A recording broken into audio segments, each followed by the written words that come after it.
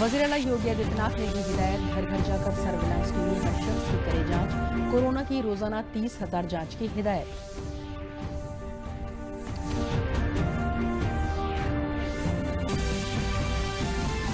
रियासत में शजरकारी मिशन 2020 की मुहिम में लगाए जाएंगे 25 करोड़ पौधे। वजीर जंगलात दारा सिंह चौहान ने कहा कि हदफ को हासिल करने के लिए सरकारी महकमों से होगा तालमेल।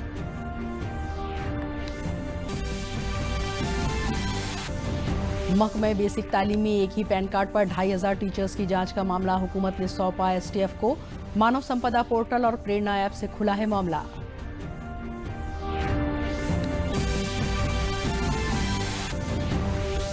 और उत्तराखंड चारधाम देवस्थान मैनेजमेंट बोर्ड की जानिब से रियासत के लोगों के लिए चारधाम यात्रा शुरू। श्री बद्रीनाथ धाम और केदारनाथ धाम मंदिरों में कोरोना इन्फेक्शन से बचाव के लिए खुसूसी इंतजाम।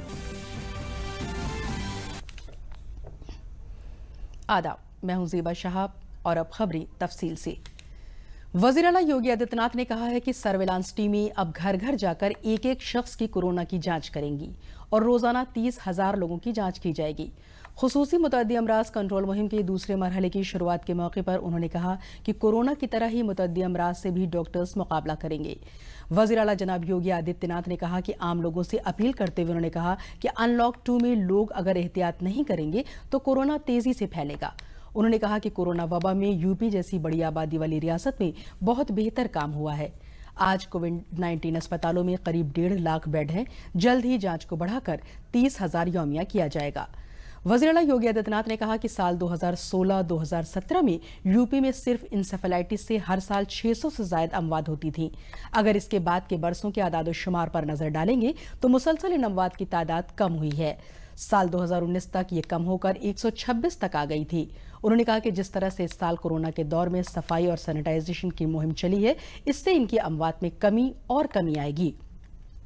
वज़ीर आला योगी आदित्यनाथ ने इस मौके पर खुसूसी सफाई टीम को हरी झंडी दिखाई। ये सफाई टीम पूरी रियासत में गांव और मोहल्ले में जाकर सफाई और सैनिटाइजेशन का काम करेगी। लोगों को उल्टी दस्त, जेई और एईएस वगैरह मुतअद्दी अमराज से बचाने के लिए उन्हें बेदार किया जाएगा। ये मुहिम 31 जुलाई तक जारी रहेगी। 17 में भी 600 से ज्यादा मौतें होती हैं, लेकिन 18 और 19 के आंकड़ों को अगर आप देखेंगे तो लगातार उसमें घटोतरी हुई है और 2019 में ये घट करके केवल 126 तक आ गई थी। और मेरा अनुमान है कि इस वर्ष जिस तरीके से कोरोना वायरस में व्यापक जन जागरूकता के कार्यक्रम, स्वच्छता और सैनिटाइजेशन का कार्यक्रम चला, इसे हम निरंतर और तीव्र गति के साथ आगे बढ़ा दें कि मौत के आंकड़े इस वर्ष भी विगत वर्ष की तुलना में आधे से भी हम और भी न्यूनतम स्तर पर लाने में सफल हो सकते हैं, जिसमें नगर विकास, ग्राम्य विकास, पंचायती राज, महिला और बाल विकास, बेसिक शिक्षा, माध्यमिक शिक्षा, दिव्यांगजन कल्याण विभाग, इन सभी को एक साथ जोड़ करके हर विभाग अपने अपने स्तर के कार्यों को समयबद्ध ढंग से आगे बढ़ा सके। इस दृष्टि से जो कार्यक्रम प्रारंभ हुआ है, मैं धन्यवाद दूंगा स्वास्थ्य विभाग को कि कोरोना की जंग में बेहतर लड़ाई लड़ने के साथ ही पूरे देश के अंदर और दुनिया के अंदर उत्तर प्रदेश जैसे भारी भरकम आबादी के राज्य में न केवल बेहतरीन स्वास्थ्य सुविधा देने का प्रयास अपने स्तर पर स्वास्थ्य विभाग ने प्रारंभ किया, जिसमें इंफ्रास्ट्रक्चर डेवलपमेंट से लेकर के टेस्टिंग लैब्स की फैसिलिटी को बढ़ाने को लेकर के बेहतर उदाहरण प्रस्तुत किया है अंतर विभागीय समन्वय के माध्यम से। और हर एक विभाग ने लग करके इस पूरे कार्यक्रम को सफलतापूर्वक आगे बढ़ाया। 24 करोड़ लोग उत्तर प्रदेश के अंदर कोरोना कालखंड में भी भारत सरकार के सहयोग से पूरी तरह सुरक्षित अपने आप को महसूस कर रहे हैं। एक कार्यक्रम जहां इसको हमने सफलतापूर्वक आगे बढ़ाया है, वहीं साथ ही साथ कोरोना से भी लड़ेंगे और हर प्रकार के संचारी रोगों को भी हम प्रभावी ढंग से रोकेंगे। इस एक दृढ़ निश्चय संकल्प के साथ आज जो एक अभियान प्रारंभ हो रहा है, मैं स्वास्थ्य विभाग और सभी संबंधित विभागों का आह्वान करूंगा कि वे अपने अपने कार्यों को युद्ध स्तर। सिद्धार्थनगर जिले में खुसूसी मुतअद्दी अमराज कंट्रोल मुहिम की शुरुआत रियासत के वजीर सेहत जय प्रताप सिंह ने की। इस मौके पर उन्होंने जिले में मुतअद्दी अमराज से बचाव और कंट्रोल के बारे में मालूमात लोगों को फराहम कराने के लिए 12 गाड़ियों को हरी झंडी दिखाकर रवाना किया। मुतअद्दी अमराज कंट्रोल मुहिम 31 जुलाई तक जारी रहेगी। इस मुहिम के तहत 16 जुलाई से 31 जुलाई तक आशा और दीगर फील्ड वर्कर्स घर घर जाकर लोगों को मालूमात कराएंगे। वजीर सेहत जय प्रताप सिंह ने कहा कि जब से रियासत में बीजेपी की योगी हुकूमत आई है, मुतअद्दी अमराज पर काबू पाने के लिए बहुत काम हुआ है। मुतअद्दी अमराज से मुतासर और मरने वालों की तादाद में काफी कमी आई है। जब से हमारे प्रदेश के मुख्यमंत्री योगी आदित्यनाथ बने हैं और उसके पूर्व जब वो सांसद थे, उन्होंने कई बार इसको संसद में उठा के एक अभियान के रूप में प्रारंभ करने का उनने उस समय के सरकारों को कहा भी था। अब जब वो अपने मुख्यमंत्री बन गए हैं तो तभी 2017-18 से ही उनने ये दस्तक अभियान किया था और दस्तक अभियान में अंतर विभागीय समन्वय को साथ में रखते हुए लगातार 100% टीकाकरण करना, जिसका कारण जो 500, 600, 1000 तक जो बच्चे मरते थे पिछले 2015-16 में, वो आज घट के मुश्किल से 19-20 तक आ गया। लगभग 90% का रोग ये हमारा दस्तक अभियान के द्वारा हुआ है और अंतर विभागीय समन्वय की वजह से। तो आज बाढ़ भी आएगा या जो भी आएगा, हमारी टीम पहले से ही तैयार है। हमारे फील्ड वर्कर बहुत ही काम कर रहे हैं और उनके द्वारा जितना भी काम हो रहा है, इसमें कोरोना के साथ साथ में जेई और एईएस के रोकथाम के लिए भी ये दस्तक अभियान साथ साथ चलेगा। मशरक़ी उत्तर प्रदेश में बारिश आते ही इंसेफेलाइटिस अपना कहर दिखाने लगती है। इससे मासूम बच्चे ज्यादा मुतासिर होते हैं। इसके साथ ही मुतअद्दी अमराज भी अपने पांव फैलाने लगते हैं। ऐसे में बेदारी की खास जरूरत होती है। इसलिए वज़ीर आला की हिदायत पर इंसेफेलाइटिस और मुतअद्दी अमराज कंट्रोल मुहिम प्रोग्राम का इनेकाद गोरखपुर के सर्किट हाउस में किया गया। इस मौके पर टीकाकारी के साथ ही आशा और एनएम को पीपीई किट और मास्क भी तकसीम किए गए। जिला मजिस्ट्रेट ब्रजेन पानरेन ने बताया कि इंसेफेलाइटिस और मुतअद्दी अमराज कंट्रोल मुहिम की कामयाबी के लिए सभी महकमों में तालमेल जरूरी है। उन्होंने कहा कि कोविड-19 के पेश नज़र इस बार हिफाजत पर खुसूसी तवज्जो देनी होगी। लोगों में 2 गज की दूरी और मास्क जरूरी है। इस वक्त जेई और एईएस का कहर भी शुरू हो जाता है, इसलिए लोगों को इससे भी बचाव के लिए बेदार करना होगा।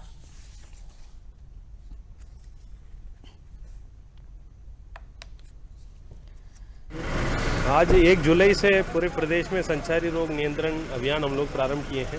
अब जानते हैं वैसे जेई, एईएस और बाकी अन्य संचारी बीमारी रोकने के लिए एक अभियान चलेगा और इस पे सभी विभाग मिलकर काम करते हैं। हम लोग करीब 50-60 विभाग का भूमिका रहता है उस पर। वैसे तो अहम भूमिका तो स्वास्थ्य विभाग का है।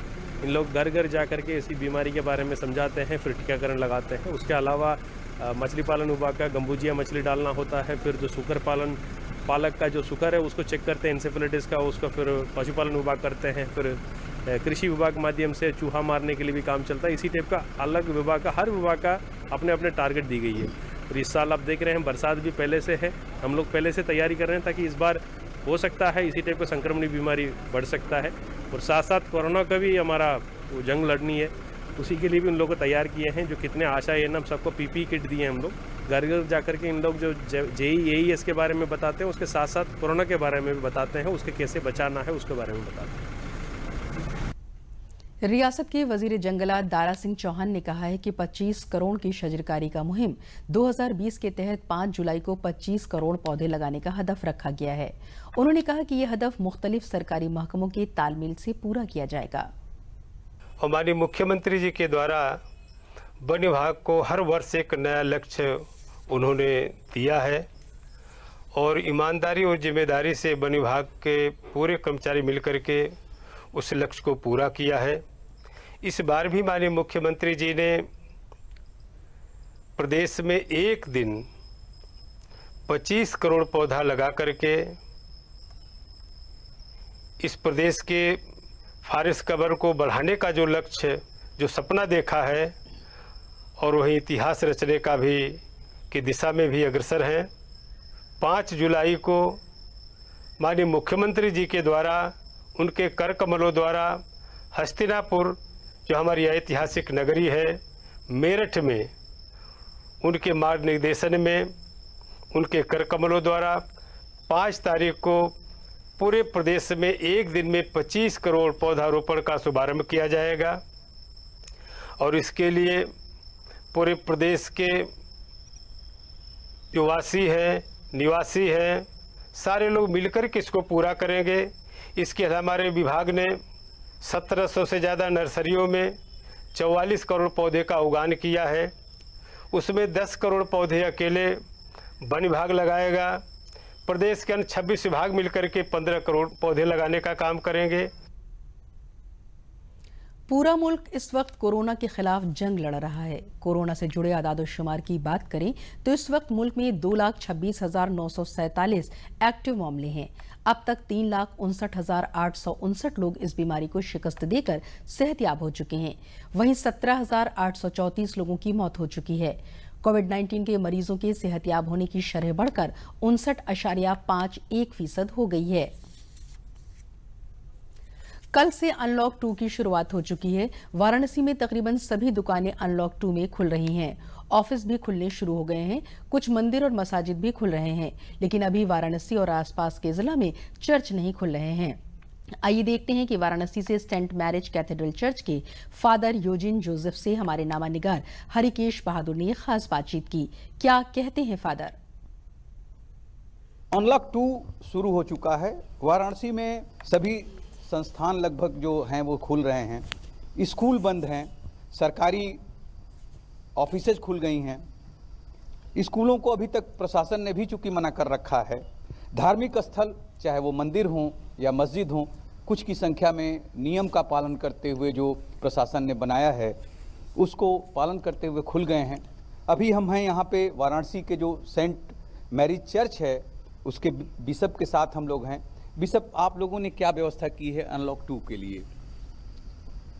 अनलॉक 2 में चूँकि धार्मिक स्थल में कार्यक्रम के लिए अनलॉक 1 की तरह या उससे बढ़कर कोई परिवर्तन घोषित नहीं हुआ है, तो इसको मद्देनज़र रखते हुए और लोगों के स्वास्थ्य और सुरक्षा को ध्यान में रखते हुए हम लोगों ने ये सोचा कि बड़ी संख्या में लोगों को एकत्रित करने के लिए और पूजा पाठ करने के लिए चर्चेस ना खुलें। ठीक इसी तरह विद्यालय का भी जो बात है, वहाँ पर तमाम बच्चों के जीवन की सुरक्षा को ध्यान में लेना होगा। तो वहाँ ऐसे निर्णय संभव नहीं है कि हम साधारण ढंग से स्कूल खोल सकें और स्कूल चला सकें। यही तत्काल हमारा विचार है और यही निर्णय हम लोग ले रहे हैं।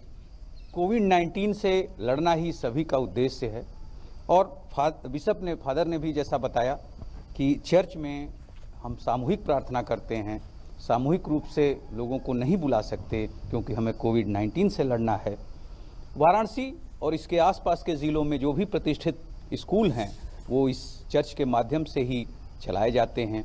बच्चों का भी ख्याल रखना है, पेरेंट्स का भी ख्याल रखना है, इसलिए स्कूल अभी बंद रहेंगे। Doctor Harikesh Bahadur Singh Gautam, DD news, Varanasi. मरकजी वजीर प्रकाश जावड़ेकर ने आज नई दिल्ली में वाक़ भारत के कंट्रोलर और अकाउंटेंट जनरल ऑडिटर दफ्तर में कसीरुल सतह शहरी वन का इफ्तिताह किया। 1 एकड़ में फैले इस शहरी वन को बनाने का मकसद दिल्ली की आबोहवा के मयार में इस्लाह करना है। पेड़ों के बढ़ने और हरियाली के सबब तेजी से शहरकारी में हो रहे इजाफे के असर को कम करने में मदद मिलेगी और आलूदगी के मसले पर भी काबू पाया जा सकता है। महदूद इलाके के पेश नज़र गहन जंगलात के लिए मकामी चीज़ों का इस्तेमाल किया गया है। इस शहरी वन में 59 मुल्की अक़साम के 12,000 पौधों समेत कई पेड़ों की कतारें लगाई गई हैं। शहरी वन के लिए जो खाका तैयार किया गया है वो परिंदों, मधुमक्खियों और बुनकरों फोना के लिए बहुत ही मुनासिब है। इस मौके पर मरकजी वजीर ने कहा कि शहरी वन के जरिए CAG ने अपने अहाते में एक ऑक्सीजन बैंक तैयार किया है जो बहुत फायदेमंद है। इससे दिल्ली की हवा के मयार में इस्लाह करने में मदद मिलेगी।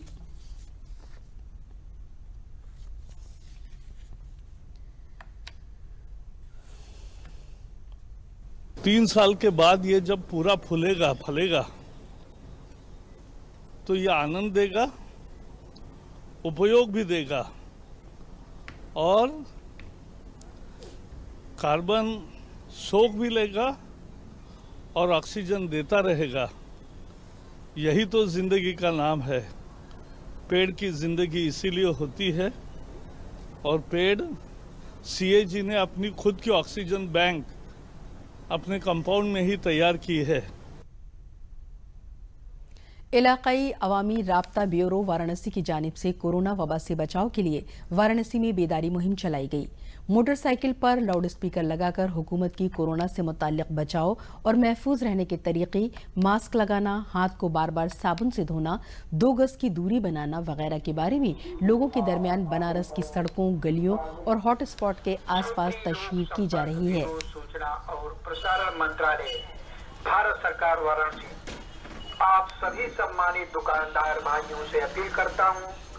शिक्षा क्या है कि यही है कि अपने भी सुरक्षित रहें, दूसरों को भी सुरक्षित रखें और 2 गज की दूरी, मास्क और दुकानदारी करते समय ग्लव्स, इन सभी चीज़ों का, सैनिटाइजर का इस्तेमाल करते रहें। जब इससे कोरोना का नियम पढ़ के हमें कोरोना के बचाव के बारे में हमने पढ़ा, इसका पालन कर रहे हैं। बेसिक तालीमी कौंसिल के स्कूलों में एक ही पैन नंबर पर काम कर रहे 2500 से ज्यादा असतज़ा की जांच हुकूमत ने एसटीएफ को सौंप दी है।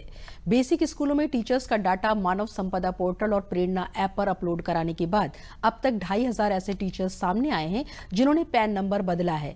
वहीं 100 से ज्यादा ऐसे मामले भी सामने आए हैं जिनमें 2 टीचर्स की तनख्वाह एक ही बैंक अकाउंट में जमा हो रही थी। महकमा बेसिक तालीम ने मामले की जांच के लिए महकमा दाखिला को खत लिखा था। महकमा दाखिला ने वज़ीर आला योगी आदित्यनाथ की हिदायत पर एसटीएफ को जांच सौंप दी है। व्यक्तियों के बारे में जांच की थी जो अन्य लोगों के सर्टिफिकेट्स पर फेक आइडेंटिटी पर नौकरी कर रहे थे। ऐसे लोगों ने जो ओरिजिनल व्यक्ति है जिसके सर्टिफिकेट्स का इन्होंने इस्तेमाल किया है नौकरी करने के लिए, उसके पैन कार्ड का भी इस्तेमाल किया था। इससे जो ओरिजिनल व्यक्ति था उसके पास इनकम टैक्स की नोटिस आ गई, क्योंकि उसके पैन कार्ड पर जितना इनकम वो शो कर रहा था उससे अधिक ड्रॉ होना दिखाया जा रहा था। और ऐसे केसेस एसटीएफ द्वारा पकड़े गए। ऑब्वियस है कि जब ये बात ओपन हो गई, समाचार पत्रों में आ गई, तो बाकी लोगों ने जो इस प्रकार से नौकरी कर रहे थे उन्होंने अपने पैन कार्ड नंबर्स को चेंज करवाया। इसलिए अब हम लोगों ने ऐसे लोगों की लिस्ट मांगी है जिन्होंने पैन कार्ड चेंज कराया। और इसमें ये जरूर लाजमी है कि कुछ लोगों के pan card number typographical error से या किसी और गलती के कारण गलत लिख गए होंगे और उन्हें ठीक कराया गया होगा, लेकिन ऐसी संख्या बहुत कम होनी चाहिए। ज़्यादातर पैन कार्ड चेंजेस ऐसी संभावना है कि फेक आइडेंटिटी पर नौकरी करने वाले लोगों की होगी। बाराबंकी में बेसिक तालीमी कौंसिल के स्कूलों में टीचर्स की तकर्रुरी में बड़ी हेराफेरी सामने आई है। बाराबंकी जिले में भी दस्तावेजों की जांच में 5 टीचर्स के साथ चौथे जुमरे के एक मुलाजिम के मामले मिले हैं, जिसमें एक ही पैन नंबर पर अलग अलग नाम दर्ज हैं, सिर्फ उनका अकाउंट नंबर अलग है। इस सिलसिले में जिला बेसिक तालीमी अफसर वीपी सिंह ने बताया कि रियासत के रियासती प्रोजेक्ट की जानिब से इंसानी दस्तावेज तैयार किए जाने के बाद मालूमात हासिल हुई हैं कि रियासत में कई टीचर्स एक पैन नंबर का इस्तेमाल करके तनख्वाह ले रहे हैं। इसका नोटिस लेते हुए जिले के सभी टीचर्स का डाटा चेक कराया गया, जिसमें 5 टीचर्स और एक चौथे जुमरे का मुलाजिम बाराबंकी जिले में ऐसे मिले हैं जिनका पैन नंबर एक ही था। इन सभी को नोटिस देकर ऑफिस अपना मौकफ पेश करने की हिदायत दी गई है। साथ ही सभी की तनख्वाह रोकने का हुक्म भी दिया गया है। इसकी जांच हुकूमत सतह की कमेटी की जानिब से की जा रही है। इसी बुनियाद पर उनके खिलाफ कार्रवाई की जाएगी। राज्य परियोजना कार्यालय से हमारे पास एक पत्र आया था जिसमें से कुछ शिक्षकों के बारे में था। 192 ऐसे शिक्षक उत्तर प्रदेश में था कि नाम और पैन और कहीं कहीं डेट ऑफ बर्थ उनके भी एक समान है, उसी नाम के अन्यत्र भी कार्यरत रहे हैं। तो ऐसे हमने जब देखा उस लिस्ट में, तो हमारे यहाँ जनपद में 5 शिक्षक मिले, जिसमें से एक देवा, एक रामनगर, एक सूरतगढ़, एक पूरी एक हैदरगढ़ में कार्यरत हैं और एक चतुर्श्रेणी कर्मचारी है उनका। तो इस नाम जो नाम है इनका, इससे अन्य जनपदों में भी कार्यरत पाए गए हैं। तो हमने तत्काल प्रभाव से संबंधित के अभिलेखों को खंड शिक्षा अधिकारी के माध्यम से उनके पैन नंबर और समस्त जितने शैक्षिक अभिलेख हैं मंगाए हैं और उनके समस्त के वेतन हमने अवरुद्ध कर दिए हैं। अब हमारे इस समिति द्वारा इसकी जो जनपद स्तरीय एक समिति बनाई गई है, शासन स्तर से गठित है, उसके समक्ष इनके अभिलेखों को रखते हुए इसकी जांच कराई जाएगी। तदनुसार अगर वो गलत पाए जाते हैं तो उनकी सेवा समाप्त की जाएगी। कांग्रेस की रियासती इंचार्ज प्रियंका गांधी के दिल्ली में बंगला खाली कराए जाने के नोटिस पर कांग्रेस के रियासती सदर अजय कुमार लल्लू ने कहा कि भारतीय जनता पार्टी उनको बंगले से तो निकाल सकती है, लेकिन आवाम के दिलों से नहीं। लखनऊ में आज एक प्रेस कॉन्फ्रेंस से खिताब करते हुए उन्होंने कहा कि रियासती हुकूमत भी कांग्रेस कारकुनान का मुसलसल इस्तेहसाल कर रही है। उनके खिलाफ फर्जी मुकदमे दर्ज किए जा रहे हैं, जिसकी मुखालफत पार्टी करती रहेगी। उनके बंगले के खिलाफ नोटिस देने का काम की है। हम कहना चाहते हैं, किसके किसके दिल से निकालोगे? पूरे उत्तर प्रदेश के नौजवानों के दिलों में, पूरे देश के महिलाओं के दिलों में, पूरे देश के गरीब मजलूम दलित पिछड़ों के दिलों में प्रियंका जी राज करती हैं। आप बंगले की नोटिस दे सकते हो, किसी के दिल से नहीं निकाल सकते। वजारत बराए छोटी, बहुत छोटी और वसती सनत की जानिब से फरोख सनत रजिस्ट्रेशन कल से शुरू हो गया है। कारोबारियों की जुमराकारी और रजिस्ट्रेशन के नए अमल का ऐलान 26 जून 2020 को पहले ही हो चुका है, जो अब इत्तला के तौर पर शुरू हो गया है। चैंपियन कंट्रोल रूम और डीआईसी ने सिंगल विंडो सिस्टम के तवस्सुत से सरकारी सिस्टम इस अमल में लोगों की मदद करेगा। इसके रजिस्ट्रेशन का अमल पूरी तरह से मुफ्त है, इसके लिए कोई फीस नहीं देनी होगी। भारत में एमएसएमई के पंजीकरण के लिए एक नई व्यवस्था शुरू हो चुकी है। देश में अब सभी लघु, सूक्ष्म और मध्यम इकाइयों की एक विशिष्ट पहचान संख्या होगी। वहीं साथ ही इन इकाइयों को उद्यम के नाम से जाना जाएगा। सभी इकाइयां, फिर चाहे वो नई हो या फिर पुरानी, उद्यम registration.gov.in पर पंजीकृत होना होगा। पंजीकरण की प्रक्रिया पूरी होने के बाद एक ऑनलाइन उद्यम रजिस्ट्रेशन प्रमाण पत्र जारी किया जाएगा। साथ ही पंजीकरण के नवीनीकरण की कोई आवश्यकता नहीं होगी। वहीं चैंपियंस कंट्रोल रूम में सिंगल विंडो सिस्टम के जरिए सरकारी सिस्टम इस प्रक्रिया में लोगों की मदद करेगा। और सबसे खास बात ये कि रजिस्ट्रेशन प्रक्रिया पूरी तरह से मुफ्त है और इसके लिए कोई फीस नहीं देनी होगी। दरअसल एमएसएमई की रजिस्ट्रेशन प्रक्रिया पूरी तरह से ऑनलाइन, पेपरलेस और सेल्फ डिक्लेरेशन के आधार पर है। एमएसएमई को पंजीकृत करने के लिए कोई दस्तावेज और प्रमाण पत्र अपलोड नहीं करने होंगे। पंजीकरण के लिए केवल आधार संख्या ही पर्याप्त होगी। उद्योगों के निवेश और टर्नओवर पर पैन और जीएसटी से जुड़ी जानकारी संबंधित सरकारी डेटाबेसों से अपने आप ले ली जाएगी। ये नया ऑनलाइन सिस्टम पूरी तरह से टैक्स और जीएसटीएन सिस्टम से जुड़े होंगे। 1 अप्रैल 2021 से पैन और जीएसटी नंबर अनिवार्य है। जिन लोगों के पास EM2 या UAM पंजीकरण और एमएसएमई मंत्रालय के तहत किसी भी अथॉरिटी की तरफ से जारी किया गया पंजीकरण है, उन्हें फिर से इस पोर्टल पर पंजीकृत करना होगा। कोई भी उद्यम एक से अधिक उद्योग पंजीकरण दर्ज नहीं करा सकेगा, लेकिन एक पंजीकरण के तहत कई विनिर्माण या सेवा प्रदान कर सकता है। मंत्रालय ने उम्मीद जताई है कि इस नई पंजीकरण प्रक्रिया से ईज ऑफ डूइंग बिजनेस को बढ़ावा मिलेगा और इससे लेन देन के समय और लागत में भी कमी आएगी। मंत्रालय ने साथ ही स्पष्ट किया है कि पोर्टल को छोड़कर कोई अन्य निजी या ऑफलाइन प्रणाली, सेवा, एजेंसी या व्यक्ति एमएसएमई पंजीकरण करने के लिए अधिकृत नहीं है। उत्तराखंड चार धाम देवस्थान मैनेजमेंट बोर्ड की जानिब से रियासत के लोगों के लिए चार धाम यात्रा का आगाज किया गया है। इसके पहले दिन उत्तराखंड देवस्थान मैनेजमेंट बोर्ड की वेबसाइट पर 422 लोगों ने ई पास बुक कराए हैं। श्री बद्रीनाथ धाम और केदारनाथ धाम मंदिर में थर्मल स्क्रीनिंग और सैनिटाइजेशन मास्क का बंदोबस्त कर दिया गया है। मंदिर में मूर्तियों के छूने और प्रसाद की तकसीम पर रोक है। साथ ही घंटियों को कपड़े से ढक दिया गया है। देवस्थान बोर्ड के सफर के रास्ते समेत शहरी बद्रीनाथ धाम और केदारनाथ सफर मार्ग पर गुप्तकाशी और सोनप्रयाग में जायरीन की आरामगाहों को मुसाफिरों के लिए खोल दिया गया है। रियासती हुकूमत की कोशिश है कि चार धाम में धीरे धीरे मुसाफिरों की आमद हो, जिससे कि सयाहत को फरोग मिले। कोरोना के दौर में कोरोना के इन्फेक्शन से बचने के लिए छत पर बागबानी एक बेहतर मुतबादिल के तौर पर सामने आई है। बचपन से ही ज़राअत में दिलचस्पी रखने वाली लखनऊ की गोमती नगर की रिहायशी विनीता राजन ने बताया कि कोरोना के इन मुश्किल हालात में छत पर बागबानी करने से एक तरफ जहां फल और सब्जियां घर पर ही हासिल हो सकती हैं, वहीं बगैर बाहर निकले इन्फेक्शन से बचाव भी किया जा सकता है। उन्होंने बताया कि छत पर बागबानी करने से लोगों को ज़हनी खुशी मिलती है। वहीं मयारी फल में नींबू, आम, अमरूद, चीकू, करौंदा, अंजीर, किन्नू और सब्जियों में बैंगन, टमाटर, धनिया, पालक और हरी मिर्च वगैरह घर पर ही गमले में आसानी से उगाकर हासिल किए जा सकते हैं। आजकल जैसे कोरोना काल है तो इसमें सब लोग अपने घरों में बंद हैं और बाहर जाना जैसे सोशल डिस्टेंसिंग ये सब बहुत ज़रूरी है। तो ऐसे में आप अपने घर की छत पे काफ़ी कुछ उगा सकते हैं और जिससे कि आपको मार्केट जाने की बहुत ज़्यादा ज़रूरत ना पड़े। जैसे मैंने अपने घर में उगा रखा है, अमरूद है मेरे पास, फलों में आम है, नींबू है, चीकू है, करौंदा है, अंजीर है और क्या कहते हैं किन्नू है। तो काफ़ी कुछ ऐसे आप अपने छत पे उगा सकते हैं। ऐसी सब्जियों में आप देखा जाए तो गमलों में हर तरह की सब्ज़ी उग सकती है, बैगन, टमाटर, धनिया, पालक, जितनी भी साग हैं सारे साग उग सकते हैं और आप क्या कहते हैं काफ़ी सारी चीज़ें ऐसी उगा सकते हैं जिससे कि आपको एक तो घर पे सब कुछ मिलता रहेगा और दूसरी बात यह है कि आपको जब आप गार्डनिंग करेंगे तो आपका मेंटल हेल्थ भी बहुत अच्छा रहेगा।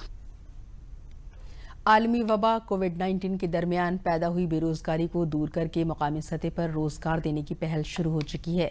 मरकजी और रियासती हुकूमत गांव-गांव रोजगार वज़े करके ज़रूरतमंदों को इक़्तिसादी तौर से खुद कफील बनाने का काम कर रही हैं। अब तक महकमे बेसिक तालीम में स्कूल ड्रेस की सप्लाई ठेकेदारों के तवस्सुत से होती रही है, लेकिन अब हुकूमत ने ड्रेस सिलने का काम सेल्फ हेल्प ग्रुप की ख्वातीन को देकर दही इलाके में बहुत फायदेमंद रोजगार वज़ी किया है। प्रधानमंत्री गरीब कल्याण रोजगार योजना के तहत राष्ट्रीय आजीविका मिशन के तवस्सुत से अयोध्या जिले में बेसिक तालीम से जुड़े सभी बच्चों की ड्रेस सिलने का काम मुख्तलिफ सेल्फ हेल्प ग्रुप से जुड़ी ख्वातीन कर रही हैं। इस स्कीम के तवस्सुत से जिले में 50 से ज्यादा ग्रुप से करीब 60,000 से ऊपर ड्रेस की सप्लाई का काम किया जा रहा है, जिसके लिए ख्वातीन को फी ड्रेस सिलने पर 100 रुपए की अदायगी की जा रही है, जिसे हासिल करके ख्वातीन वज़ीर आज़म नरेंद्र मोदी और वज़ीर आला योगी आदित्यनाथ का शुक्रिया अदा कर रही हैं। महिला स्वयं सहायता समूह से उत्तर प्रदेश आजीविका मिशन से हूँ और मैं सिलाई यूनिफॉर्म का काम करती हूँ और विद्यालय की तरफ से मुझे यूनिफॉर्म सिलने का मौका मिला है और प्रधानमंत्री और मुख्यमंत्री का मैं बहुत आभार हूँ और जो इस लॉकडाउन में हमें काम मिला है इसलिए हम लोग बहुत खुश हैं और उनका बहुत धन्यवाद करते हैं। हमें यहाँ पर विद्यालय में बच्चों का यूनिफॉर्म सिलने के लिए दिया गया है और इसमें हम लोगों को प्रति ड्रेस 100 रुपये मिलता है, जिससे हम बहुत खुश हैं और मोदी जी का, प्रधानमंत्री मोदी जी और हमारे मुख्यमंत्री जी योगी आदित्यनाथ जी का हम आभार व्यक्त करते हैं, जिन्होंने हमें इतना कुछ करने के लिए दिया है, हम महिलाओं को आगे बढ़ने के लिए कहा है। जी, वर्तमान में जनपद अयोध्या में नेशनल रूरल लाइवलीहुड मिशन यानी कि NRLM के अंतर्गत जनपद अयोध्या को एक इंटेंसिव डिस्ट्रिक्ट घोषित किया गया है। इसमें 4 ब्लॉक हैं, सोहावल, अमानीगंज, रुदौली और मसौदा, जिनको इंटेंसिव घोषित किया गया है। यहाँ पर समूह गठन की गतिविधियों को और इसमें तेज़ी लाने का हमें निर्देश प्राप्त हुए हैं। इसी के अंतर्गत जो बेसिक शिक्षा परिषद के जो स्कूल हैं उसमें जो यूनिफॉर्म सप्लाई की जाती है, तो जनपद में समूहों के माध्यम से ड्रेसों की सिलाई की जा रही है। जनपद में करीब 50 समूहों के माध्यम से 60,000 से ऊपर ड्रेस सिलाई का काम किया जा रहा है। सारे बच्चों का एक बच्चों की यहाँ पर नपाई हुई है समूहों के द्वारा स्कूलों पर और उसके साथ अब हमने 6 सिलाई सेंटर स्थापित कर दिए हैं। जैसे एक हमारा कोटसराय में है, सोहावल में 2 और हैं, रुदौली में है और एक अमानीगंज में है। इन सिलाई सेंटर्स के माध्यम से समूह की महिलाएं वहाँ पर कपड़ों को काट कर सिल रही हैं, उनको अपना रोज़गार मिल रहा है और साथ ही साथ बच्चों को भी अच्छी ड्रेस मिल रही है। इमरजेंसी हालात में बंदियों की मदद के लिए आगरा की जिला जेल में पैनिक अलार्म लगाए गए हैं। आगरा की जिला जेल बैरकों में पैनिक अलार्म लगाने वाली उत्तर प्रदेश की पहली जेल बन गई है। जिला जेल में डीआईजी जेल लव कुमार ने बैंक अलार्म सर्विस की शुरुआत की। अब बंदी की अचानक हालत बिगड़ने, झगड़ा होने या दीगर किसी इमरजेंसी सूरत हाल में इस अलार्म को बजाकर बंदी फौरी मदद तलब कर सकेंगे। इससे कबल इमरजेंसी हालात में बंदियों को मदद के लिए तैनात स्टाफ से मुतालबा करना पड़ता था। Panic alarm system radio frequency पर काम करता है, जिसे हैक नहीं किया जा सकता है। ये मोबाइल चैम्बर एक्टिव होने पर भी काम करेगा। इस पैनिक अलार्म को बैरिकों के ऊपर 20 ट्रांसमीटर फिक्स करके 32 वायरलेस बटन के तवस्सुत से लगाया गया है। डीआईजी जेल लव कुमार ने बताया कि एक निजी कंपनी की जानिब से जेल में पैनिक अलार्म को लगाया गया है और रियासत की जेलों में सबसे पहले ये पैनिक अलार्म आगरा की जिला जेल में लगाया गया है। इसका तजुर्बा कामयाब रहा तो ये पैनिक अलार्म रियासत की सभी जेलों में लगाए जाएंगे। रात में जब बैरक बंद हो जाती है तब यदि किसी बंदी को स्वास्थ्य संबंधी कोई समस्या है तो उस स्थिति में तुरंत हम लोग रिस्पॉन्ड कर सकें, ऐसी हमारी व्यवस्था रहती है वायरलेस सेट्स के माध्यम से, और रात में ड्यूटीज़ भी रहती हैं। उसी व्यवस्था को और सुदृढ़ बनाने के उद्देश्य से ये पैनिक अलार्म सिस्टम हम लोगों ने यहाँ आगरा डिस्ट्रिक्ट जेल में लगाया है। इस व्यवस्था के अंतर्गत प्रत्येक बैरक के अंदर एक बटन रहेगा और उस बटन को यदि रात में इमरजेंसी में किसी की स्वास्थ्य संबंधी कोई समस्या है और कोई बंदी उसको दबाता है तो उसका जो अलार्म है वो हमारा मेन गेट पर जो ड्यूटी रहती है गेट बुक के पास वहाँ पर लगा हुआ है, उसमें बाकायदा बैरक नंबर उसमें डिस्प्ले करेगा और यहाँ से हम इमीडिएटली जो भी वहाँ बैरक वाले सर्कल में जो ड्यूटी पर है उसको वायरलेस सेट के माध्यम से बता सकते हैं कि देखो बैरक नंबर फलाना से ये अलार्म बज रहा है, तुरंत जाके देखो कि वहाँ क्या समस्या है। और आखिर में अहम खबरें एक बार फिर। वज़ीर आला योगी आदित्यनाथ ने दी हिदायत, घर घर जाकर सर्विलांस टीमें हर शख्स की करे जांच, कोरोना की रोजाना 30,000 जांच की हिदायत।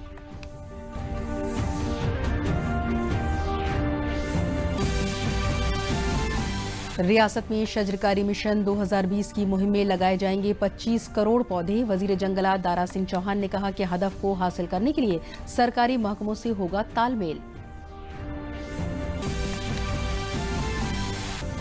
महकमे बेसिक तालीम में एक ही पैन कार्ड पर 2,500 टीचर्स की जांच का मामला हुकूमत ने सौंपा एसटीएफ को। मानव संपदा पोर्टल और प्रेरणा ऐप से खुला है मामला।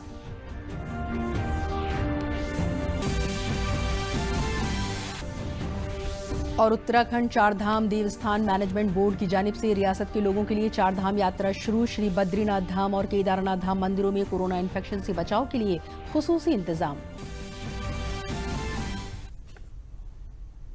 इसी के साथ खबरों का बुलेटिन खत्म हुआ। इजाजत दीजिए, आदाब।